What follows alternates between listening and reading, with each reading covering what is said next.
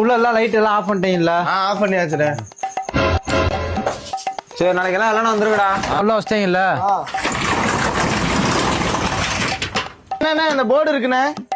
என்னங்கடா ஒரு வேலை என்னடா உருப்படியா பாக்குறீங்களாடா? டேய் பேர் நாளைக்கு கறிக்கு ஃபோன் பண்ணி சொல்லிடுறா. ஐயோ நல்ல வேலைண்ணே, போன் உள்ள இருக்குண்ணே. என்னடா நீ கல்யாணம் முடிச்சுட்டு பொண்டாட்டிய வேற பஸ்ல ஏத்திட்டு போச்சு.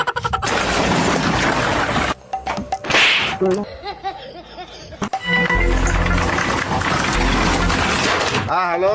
ஐயோ வெக்ஸாதரா போடா, நீங்களே திறந்து ஆஃப் பண்ணிட்டு வாங்கடா.